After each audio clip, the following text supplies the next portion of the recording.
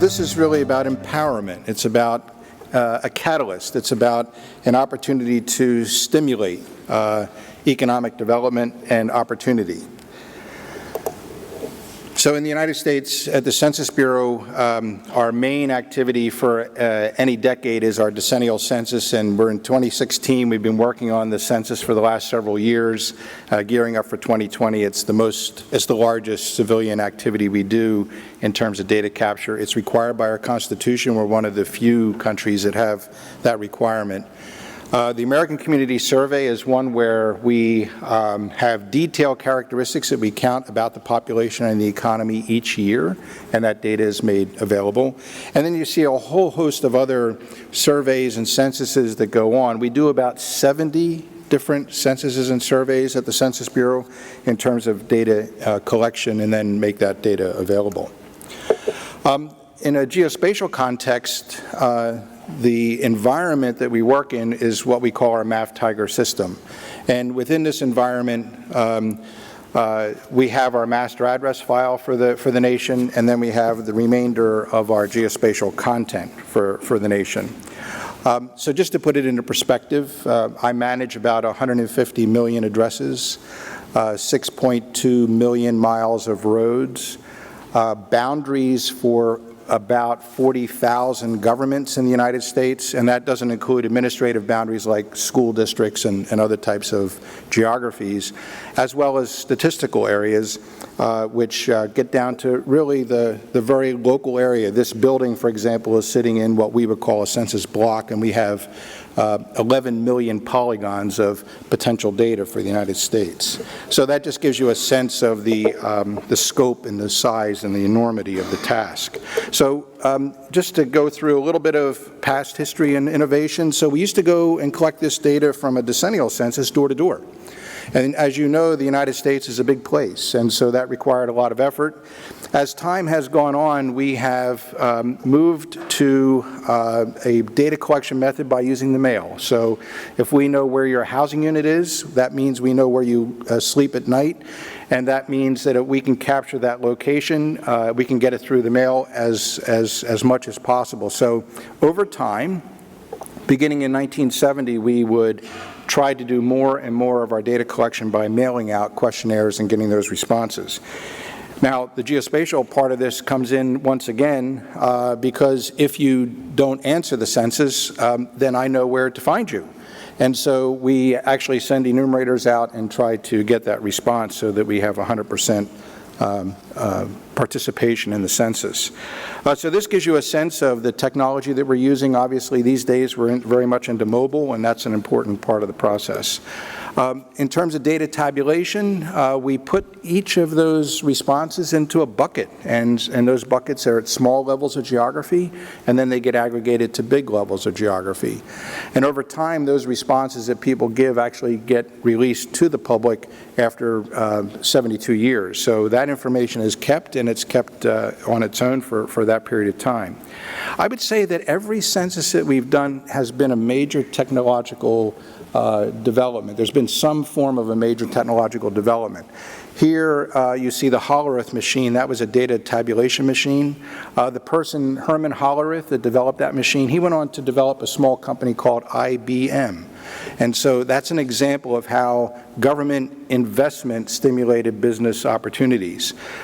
In the geospatial arena, one of the things that we were able to do was, as part of our data collection processes, this particular slide just shows in the early days of 1790, that's the first census we conducted under Thomas Jefferson, 16 states, and now we've moved to a much larger area to be responsible for. But if you go back to the 1980s when we created the MAF-TIGER system that we still use today, the most expensive thing to do at that time was digital encoding. We heard earlier this morning the examples used in India about how many people it takes to do that digitizing, and we tried different techniques and processes to get the road data and the hydro data and the railroad data and other kinds of boundary information into digital form. Once we had that available, though, that became the basis of companies that went into the navigation industry, that went into map viewing on the internet, So that's where Google started their Google Maps. That's where Navtech at that time, here today, started their in-car navigation systems using our freely available data, as well as even NGOs like the OpenStreetMap.org, which got their start in the UK but quickly moved across the pond to the United States and started with the Tiger data moving forward. So let's talk about today, though. Where are we today, and what are we doing to help move this activity and the use of this valuable data forward? I'm going to talk to you about 3 tools. The first is something we're calling Census Business Builder. And basically, in this environment, this leverages both government data and private sector data sources, as well as technology that helps drive this particular tool. It's a tool that deals with entry-level use. It's very easy to use. There's 4 simple steps. You don't have to be an expert in our lingo or our census processes. Customers are actually involved in the tool design and the content from the outset, so they have a lot of input into that. They can get data not only from the government, but private sector data. So this was a project that we worked in concert with Esri, and we're using some of their data, and the data is also using government supplied data as well. And so the issue here there are a couple different segments. One is that it's small and it's transportable, and you can personalize this particular tool. And it combines a couple of different things. One is the diverse data sets, so coming from the government sector as well as the private sector. It's also talking about a web service, our Tiger web service, that is now freely available, open to anyone to merge into their system. And there's also a Census API that we make available with this particular tool. So it was a change in focus. Traditionally, you know, if you had to deal with census data, there aren't many in the room that remember this, but we would put our data out on 9-track tapes. And we would load those into the machines, and we would burn those machines. Well, and we did the same thing for our geospatial data. We would put it on 9-track tapes and make it available. Well, you can imagine there weren't too many customers. But the customers that we had were very savvy users. They were very patient, and they were very knowledgeable about our programs and the data. So they were really on top of things. But the problem with that approach was it only spoke to a few people. And so where we're moving with these tools is that, in this case, we're looking at a couple different segments. One's a small business segment where you can present data for a single user for a single purpose and specify your geography at one time. You can also do things at a regional level with this particular tool, and that's also gives you a much larger area to work within and gives you a bigger view of the import of the data, the importance of the data, as well as the utility of the data. The second tool I'm going to talk to you about is something called City SDK. And this is an open data platform.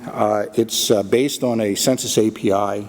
And this is getting to some of the points that we talked about in the previous session.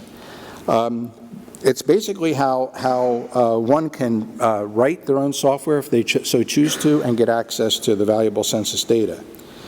It's a platform, and it provides the ability to promote interaction among the data consumers and producers. And in effect, it gives an environment to discover, to access the data, and then to ultimately use the data for the purposes that they have within their own business interests, or government interest, or community interests. Cities and communities provide the context for the opportunity for the services. They provide the context for innovation, and they also specify the social good, the good for the community. The interaction created among the data producers and consumers is characteristic of basically an ecosystem. And we talked about that earlier today, this ecosystem of opportunity for services and innovation and so forth. And you can host, as part of this process, these developer activities like hackathons, for example, to solve a particular challenge or problem using this particular tool, the City SDK. The interaction created amongst the producers and consumers is characteristic of this growing ecosystem.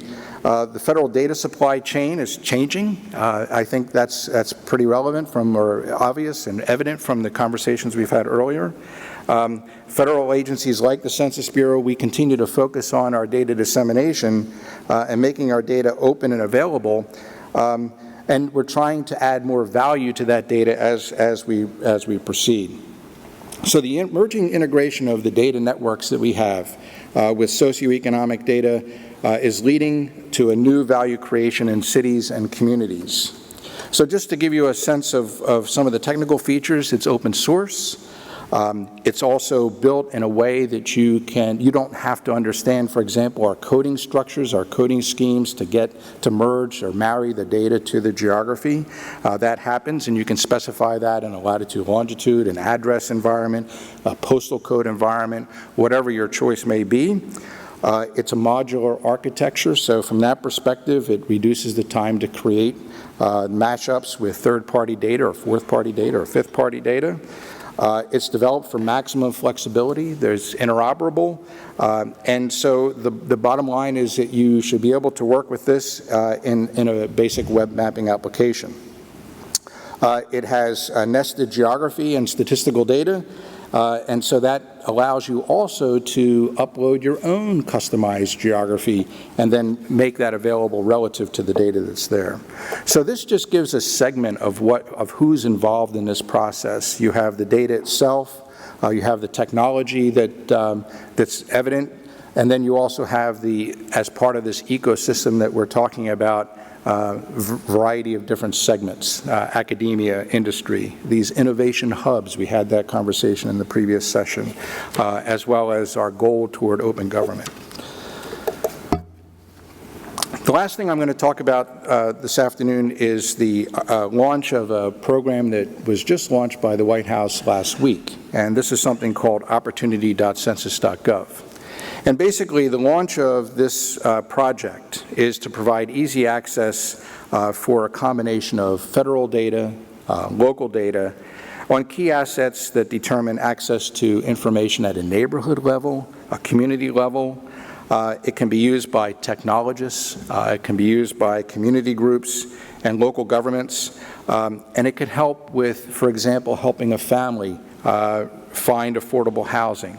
Help a business identify services that business needs, and help policymakers see inequities in their communities and make investment in topics like fair housing and increased economic mobility. So each of these functions have economic implications as well as many business opportunities for the community. So if you look at some examples, companies like Zillow and Redfin and Great Schools and PolicyLink and Streetwise, these are examples of how we're infusing the technology coming from companies along with the data either from different levels of government or from the community itself and making sense out of that for the community. So again, back to my earlier comment about these are catalysts, these are investments. The intent here is not that the government takes over this ecosystem, but that the government stimulates development of these ecosystems so that business and the government can work hand in hand with the tools and the data to make these communities more relevant for their future needs. So in closing, I would say that, in terms of the future, we're going to continue with these new innovations. Obviously, that's not going to stop. What's not clear is where that path is heading. We're not quite sure where it's all going to end up, but we are enabling so many more people now with access. We talked earlier in the last session about the internet being the common denominator, the centralized focus. So we'll have access, we'll have tools to help people do what they need to do, we'll have the data that needs to be used as part of that enterprise or part of that ingredient, and also a community which is developing in its own sense, its own synergy, so that they can build and move forward to meet their own needs. So the result is a greater involvement on the part of all. It also promotes opportunity for all, and it also stimulates growth for everyone. So with that, I'll close. Thank you very much.